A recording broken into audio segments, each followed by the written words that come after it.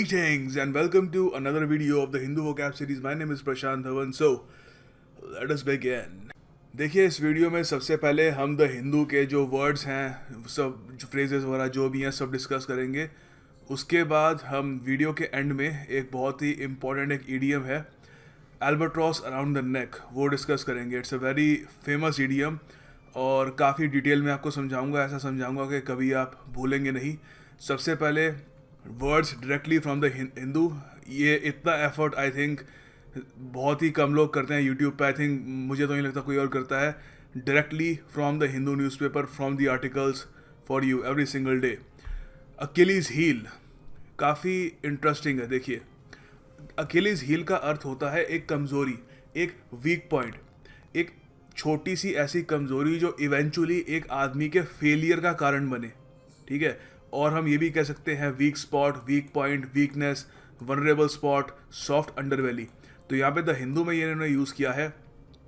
Uttar Pradesh was seen by many analysts as BJP's Achilles heel. तो BJP की कमज़ोरी मानी जा रही थी उत्तर प्रदेश के, वहाँ पे वो पक्का हार जाएंगे, मगर हुआ उल्टा ऑफ कोर्स. देखिए अकेलीज हील की कहानी क्या है. अकेलीज देखिए एक बहुत ही फेमस शूरवीर थे ग्रीक माइथोलॉजी में. तो ग्रीक माइथोलॉजी में क्या था कि अकेलीज जब बच्चे थे तो एक रिवर थी जिसमें अगर आप किसी इंसान को डुबोएं तो उसका शरीर बहुत ही स्ट्रांग बन जाता है.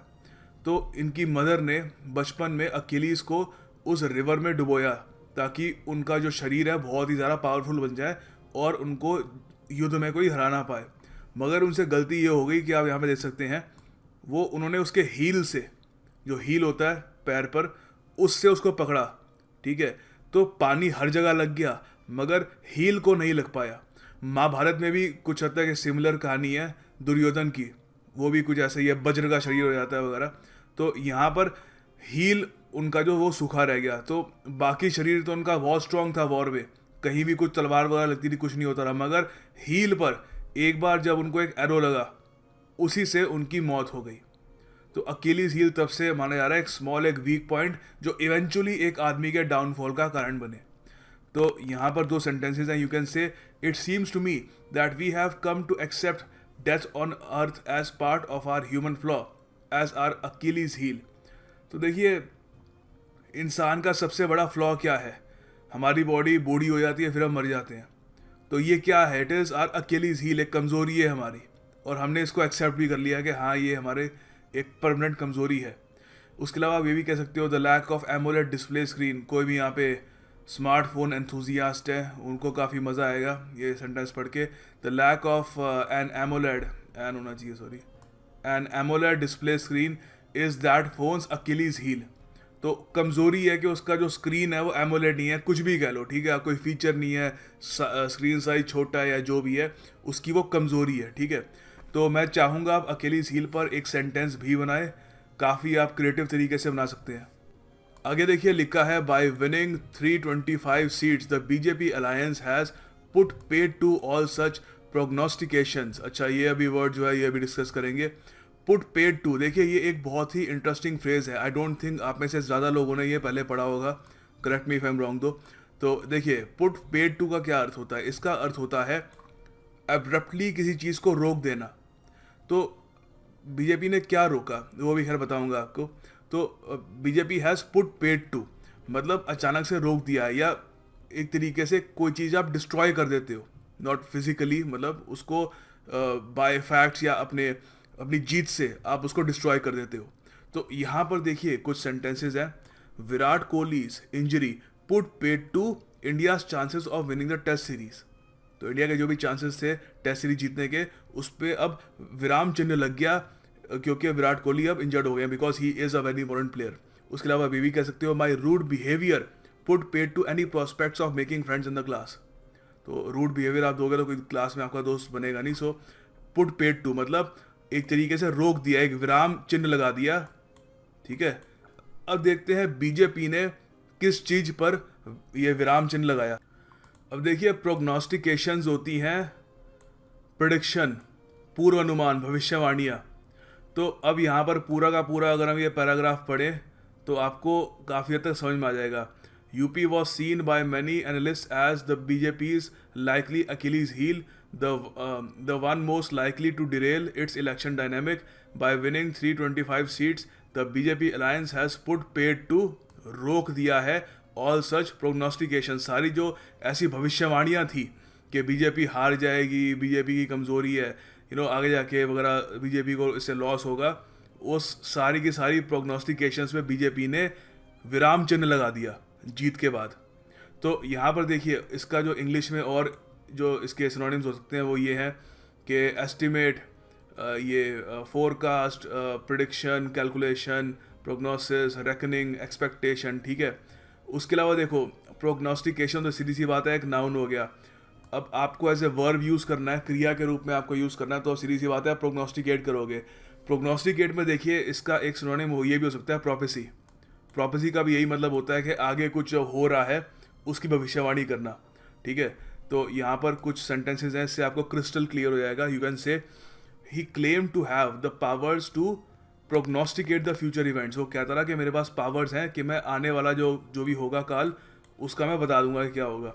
उसके अलावा आप ये भी कह सकते हो it is too difficult to prognosticate the result of 2019 general elections. कुछ भी लिख लो, मतलब it is difficult to prognosticate the result of Ashes 2020 है, जो भी आपका मन कर रहा है। अच्छा, ये भी आप कह सकते हो कि आई पे नो अटेंशन टू प्रोग्नोस्टिकेशंस। जो भी भविष्यवाणियाँ होती है, जो भी पूर्वानुमान लोग लगाते हैं, मैं उस पर कोई भी ध्यान नहीं देता। तो मैंने यहाँ पे आपको एज ए वर्ब कैसे यूज़ करना है वो भी दिखा दिया है, एज ए नाउन कैसे यूज़ करना है वो भी दिखा दिया है। देखिए आगे एक बहुत ही खूबसूरत फ्रेंच ओरिजिन का फॉरेन वर्ड है। फ्रेंच एक्सेंट में तो इसको एलोन कहोगे आप, बट हम सब लोग फ्रेंच नहीं, हम लोग देसी लोग हैं, तो हम ऐलान कह सकते हैं, ठीक है, कोई काटेगा नहीं। तो यहाँ पर द हिंदू में इसको यूज़ किया है, Congress seems to have lost much of its past elan. अच्छा, तो देखिए इसका अर्थ, ये बहुत सारी चीज़ें होती हैं, ठीक है, it means a lot of things. बहुत सारी पॉजिटिव वर्ड्स का एक मिक्सचर होता है elan. You can say energy, style, enthusiasm, smartness, sorry martness नहीं, ऐसा आना चाहिए यहाँ पे, smartness, elegance, gracefulness, poise, polish, suaveness पढ़ा होगा आपने, सुआव, ठीक है। सुआव भी अपने आप में बहुत ही इंपॉर्टेंट वर्ड है, याद रखना, एग्जाम में आ चुका है। सुआव का भी यही मतलब होता है स्टाइल, एक पॉइज, थोड़ा एक उत्साह भी हो, ठीक है। सारे ये जो पॉजिटिव वर्ड्स हैं, ये सारे जो एक तरीके से कॉम्प्लीमेंट्स हैं, ये इन सब का मिक्सचर होता है एलॉन। तो यहाँ पे एक sentence I think elan Michael Jackson पे सबसे बढ़िया फिट बैठता है। Michael Jackson was known to perform with unmatchable elan on the stage. तो स्टेज पे जो माइकल जैक्सन का एक grace, elegance, energy, enthusiasm, poise, suaveness होता था, तो इट वॉज अनमैचेबल। उसके अलावा देखिए इसका एंटोनिम क्या होगा एलॉन का, क्लमजीनेस, ठीक है, सबसे बेस्ट एंटोनिम है इसका क्लमजीनेस। आगे देखिए आप लोगों के लिए एक MCQ है, SSC CHSL 2012 के एग्जाम में ही आ रखा है, ब्लिस। आपको बताना है कि ब्लिस का अर्थ क्या होगा। आपके सामने ऑप्शंस है, कमेंट बॉक्स में ज़रूर इस क्वेश्चन को अटेम्प्ट करिएगा गूगल यूज़ किए बगैर, क्योंकि मज़ा तभी आता है। देखिए अगला शब्द बहुत ही इंटरेस्टिंग है, कोलेट। कोलेट देखिए इसका अर्थ होता है, दो अर्थ, मीनिंग इसके दो हैं वैसे, मगर एसेंस सेम है। समझाता हूँ। देखिए इसका अर्थ होता है एक सभी जगह से सूचना एकत्र करना। तो आप क्या कर रहे हैं इंग्लिश में, आप असेंबल कर रहे हैं, आप एक्यूमुलेट कर रहे हैं, आप कलेक्ट कर रहे हैं, यू आर गैदरिंग, ठीक है। तो ये तो इसका एक अर्थ हो गया। दूसरा ये भी होता है, आप जब आपके पास खूब सारी इन्फॉर्मेशन आ जाती है, what do you do with it, आप थोड़ा कंपेयर करते हो उसकी तुलना करते हो, ठीक है, उसको देखते हो कि which one is more useful. तो दोनों इसके मीनिंग है। तो यहाँ पे बहुत ही एक खूबसूरत सेंटेंस है, इसको पूरा जो इसका मीनिंग है एनकैप्सुलेट कर देता है। एनकैप्सुलेट मतलब बहुत ही, क्या हिंदी में क्या कहते हैं, संजो देता है उसको, ठीक है। तो यहाँ पे आप कह सकते हैं NASA collects and collates information about other galaxies. तो दूसरी जो गैलेक्सीज होती हैं उनकी इन्फॉर्मेशन पहले तो एकत्र करती है, उसके बाद तुलना करती है इन्फॉर्मेशन की कि ये यहाँ से आई है, यहाँ से आई है। तो इसका जो एंटोनिम होगा अगर पूछेंगे तो नहीं, मगर आप कह सकते हो डिस्पर्स, ठीक है, सबसे बढ़िया इसका एंटोनिम है डिस्पर्स। आगे देखिए आपके लिए एक और MCQ है, ये SSC CGL 2014 में आया था, इम्पेकेबल। इम्पेकेबल का आपको अर्थ बताना है, आपके सामने ऑप्शंस है, कमेंट बॉक्स में ज़रूर इसको अटेम्प्ट करिएगा एंड आपको आंसर जो है इसका PDF फाइल में मिल जाएगा, जो PDF फाइल टेलीग्राम ग्रुप में अवेलेबल होती है एवरी सिंगल। देखिए अगला शब्द है ग्रफ। ग्रफ का अर्थ होता है एक कर्कश भारी सी आवाज़। आवाज़ के लिए यूजुअली यूज़ होता है ये। रफ, पिच काफ़ी कम हो, उसकी होर्स सी आवाज़ हो, हार्श आवाज़ हो, थ्रोटी हस्की सी आवाज़ हो। तो यहाँ पर एक बहुत ही बढ़िया सेंटेंस है। He had a deep gruff voice but at least he had a good vocabulary. So ये है gruff. You can actually use that. काफ़ी बार हमको समझ नहीं आता कि किसी की वॉइस को डिस्क्राइब करने के लिए आप कौन सा एडजेक्टिव आप यूज़ करें। So here you have it, gruff. तो इसके जो एंटोनिम होंगे वो हो सकते हैं gentle, mild, non intimidating. Intimidating याद है आपको? देखो इंटिमिडेटिंग का जो अर्थ होता है, या आपको अगर याद हो, भय दर्शन होता है जो आपको थोड़ा बहुत इंटिमिडेट करे, ठीक है। तो नॉन इंटिमिडेटिंग इसका जो एंटोनिम हो जाएगा, जिससे आपको कोई कोई आपको you don't feel intimidated, you feel ठीक है, माइल्ड सा, जेंटल सी, टेंडर सी आवाज़ है, ठीक है। सो याद रखिएगा gruff, it's a very important word by the way. देखिए अगला शब्द है रैबल। रैबल देखिए एक झुंड होता है लोगों का जो ज़्यादातर थोड़े वल्गर होते हैं, ठीक है, और जो अच्छे लोग नहीं माने जाते। रैबल ज़्यादातर उनका माना जाता है जो काफ़ी हद तक आप कह सकते हो ख़राब लोग हैं, ठीक है। काफ़ी जगह आपको बुक्स में भी मिलेगा ग्रुप ऑफ वल्गर पीपल, ठीक है। बाकी ये भी हो सकता है mob, crowd, disorderly crowd, throng, gang, disorderly crowd, ठीक है, ये सब। तो यहाँ पे एक बहुत ही बढ़िया सेंटेंस है। As Gandhi ji stepped outside he had to face a rabble of angry youth who demanded explanation for not saving Bhagat Singh. तो ठीक है, अपने आप में क्लियर हो रहा है सेंटेंस। तो गांधी जैसी बाहर निकले, उनको क्या किसका सामना करना पड़ा? He had to face a rabble of angry youth, ठीक है। तो काफ़ी हद तक एक ग्रुप सा था, एक मॉब सा था, काफ़ी गुस्से में थे वो लोग, और दे वर ऑल यंग। तो यहाँ पे ये नहीं कह रहा कि वो लोग वल्गर थे, अलग अलग मीनिंग होता है, ठीक है। ये अब वर्ड्स को ऐसा नहीं होता कि कहीं पढ़ लिया और वही उसका मीनिंग है। It has a lot of meanings. तो डिपेंड करता है कि आप किस संदर्भ में उसको यूज़ कर रहे हैं। तो जो इसका एंटोनिम होगा वो ये हो सकता है एलीट, ठीक है। सो अपर क्लास जो लोग होते हैं बिल्कुल ही तो ये इसके एंटोनिम हो जाएंगे। देखिए अगला वर्ड है एक्सरसाइज। तो यहाँ पे स्पोर्ट्स सेक्शन में इसको यूज़ किया था। Time to exorcise the sledging ghost. देखिए एक्सरसाइज होता है, वैसे तो मतलब 90% तो इसको यूज़ करते हैं जैसे कोई भूत या कोई स्पिरिचुअल कोई डीमन हो, ठीक है, स्पिरिट हो गई, इवल स्पिरिट, उसको भगाने के लिए उसको जो प्रोसेस होता है उसका, वो होता है एक्सोर्सिज्म। तो एक्सरसाइज करना मतलब उस भूत को वहाँ से भगाना। मगर ज़रूरी नहीं है भूत प्रेत के लिए यूज़ हो, किसी और चीज़ के लिए भी हो सकता है। इसका मतलब ये भी हो सकता है टू ड्राइव आउट। तो यहाँ पे आप ये भी कह सकते हैं कि she failed to exorcise the bad habits in the corporation, ठीक है। तो उसको बाहर निकालने में वो असमर्थ रही। तो यहाँ पे उन्होंने स्लेजिंग के लिए कह दिया है, स्लेजिंग गोस्ट। तो कि अब टाइम आ चुका है कि जो स्लेजिंग का जो भूत है उसको हम भगा दें।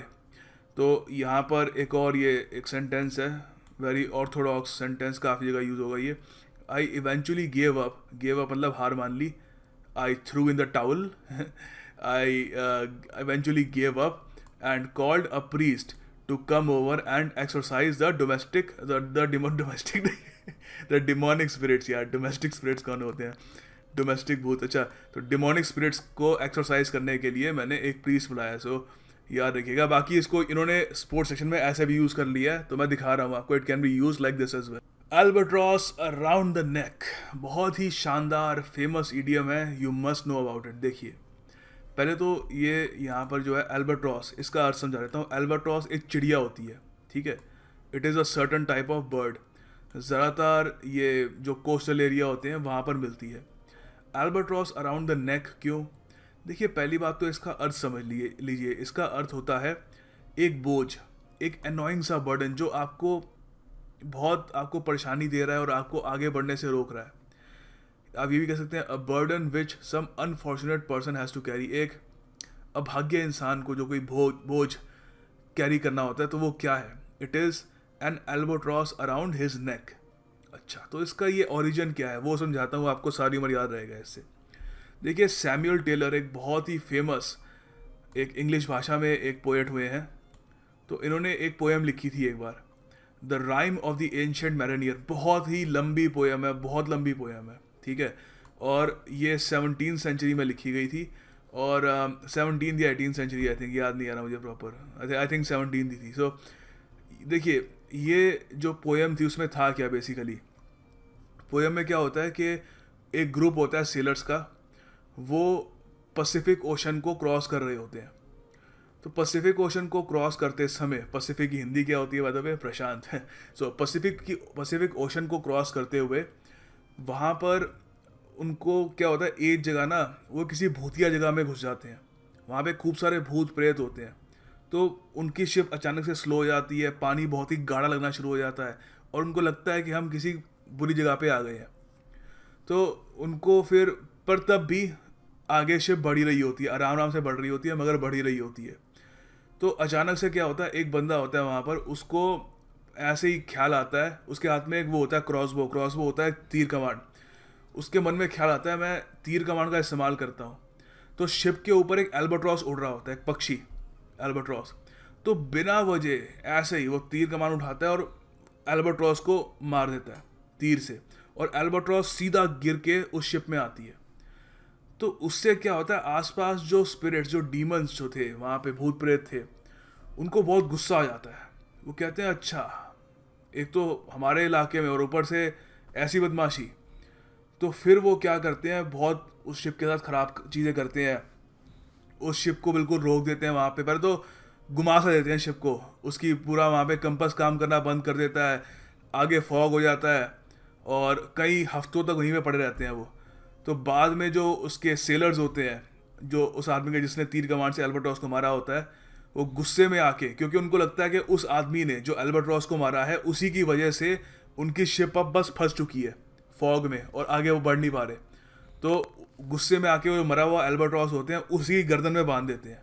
वो अभी फ़ोटो में दिखाऊंगा अभी आगे आपको, बहुत ही एक फेमस, एक उस पर स्टैचू वगैरह भी बने हुए हैं। तो यहाँ से आता है एल्बाट्रॉस अराउंड द नेक। बाद में पोयम में बहुत और चीज़ें होती हैं, वो भूत प्रेत वगैरह जो होते हैं वो आगे जाके पूरी शिप को डुबा देते हैं और ज़्यादातर लोग मर जाते हैं। सिर्फ वही एक बंदा बचता है जिसने एल्बाट्रॉस को मारा था। वो आगे जाके बूढ़ा होके वापस जब अपने देश पहुंचता है तो लोगों को बस कहानी बताता रहता है कि पक्षियों को मत मारा करो, जानवरों को मत मारा करो, कुछ एक आत्मा, कुछ एक प्रेत वगैरह होता है जो उसका बदला लेता है। सो ये राइम ऑफ द एंशिएंट मैरिनियर एक पोएम है। तो वहाँ से आपको समझ में आ रहा होगा कि एल्बाट्रॉस अराउंड द नेक, ठीक है, ये वहाँ से आता है। तो यहाँ पे कुछ सेंटेंसेस हैं। द डेप्ट आई एक्यूमुलेटेड, डेप्ट मतलब उधार, जो मैंने खूब सारा इकट्ठा कर लिया है ओवर द ईयर्स, अब क्या बन गया है, ऐसे लग रहा है जैसे एक एल्बाट्रॉस अराउंड माई नेक है, कि जैसे कोई एक बोझ हो, एक बर्डन सा हो, कोई ये मैंने गलती कर रखी हो, उसका एक बर्डन सा डाल दिया हो। उसके अलावा आप ये भी कह सकते हो, his unsupportive family is like an albatross around his neck. हर किसी की फैमिली इतनी सपोर्टिव नहीं होती, कभी कभी देर आर अनफॉर्चुनेट पीपल, उनकी फैमिली अनसपोर्टिव भी होती है। तो वो काफ़ी हद तक एल्बाट्रॉस अराउंड हिज नेक होती है, क्योंकि उसको फैमिली है, उसके साथ तो चलना ही होगा, उनके साथ चलना ही होगा। सो एक बर्डन सा होता है उसके लिए। तो अच्छा, अब कुछ आपको फ़ोटोज़ भी दिखा देता हूँ, थोड़ा आपको उससे थोड़ा मज़ा भी आएगा और थोड़ा याद रखने में भी आसानी होगी। बाकी देखिए, यहाँ पे आप देख सकते हैं काफ़ी सारे आर्टिस्ट ने अलग अलग रूप में इस बहुत ही फेमस और महान पोएम को एक तरीके से ट्रिब्यूट दिया है। तो यहाँ पे आप देख सकते हैं, ये वो शिप है जो जा रही थी, ठीक है, आप देख सकते हैं बड़ी अजीब सी जगह पे आ चुकी है, अटक सी गई है। और अटक क्यों गई है, क्योंकि जो ऊपर भूत प्रेत थे जो उस जगह के, वहाँ पर उन्होंने देखा कि एल्बाट्रॉस को उस आदमी ने तीर से मार दिया था, ठीक है। तो उसको उनको बहुत गुस्सा आ रहा है यहाँ पे, ठीक है। उसके अलावा आप यहाँ पे ये भी देख सकते हैं कि काफ़ी जगह इंग्लैंड में आपको कोस्टल एरिया में ये भी दिखेगा ऐसा स्टैचू, एक आदमी खड़ा होगा, उस पर रस्सी होगी और साथ में ये एल्बाट्रॉस उसके गर्दन से टांगा हुआ है। और यहाँ पे एक और एक डिपिक्शन है कि एल्बाट्रॉस उसके गर्दन से टंगा हुआ है। सो अब मुझे लगता नहीं है आप कभी भूलेंगे इसको, एंड अच्छी बात है, भूलना भी नहीं चाहिए। It's a very very important idiom. और हाँ, अगर आपका मन करे तो राइम ऑफ द एंशिएंट मैरिनियर एक पोएम है, जैसे मैंने आपको बताया वहीं से ये इडियम आता है, उसको भी आप गूगल करके पढ़ सकते हैं, काफ़ी आपको इंटरेस्टिंग लगेगी। हालांकि पढ़ने में काफ़ी मुश्किल है, बट अगर आपका लिटरेचर में इंटरेस्ट है तो you can try that as well. आगे देखिए, आप लोगों के लिए टास्क ऑफ द डे है, आपको सेंटेंस बनाने हैं, या तो अकेलीज हील पे बना दीजिएगा या फिर पुट पेड टू पे, ठीक है, या फिर दोनों पे, इट्स योर विश, कोई आपको रोकेगा नहीं। एंड अगेन एज आई से इन एवरी सिंगल वीडियो, अगर आपको सेंटेंस नहीं बनाने, आप लेज़ी फील कर रहे हैं या जो भी रीज़न है, please do support the people who are constructing sentences. काफ़ी बढ़िया सेंटेंसेस बना रहे हैं वो।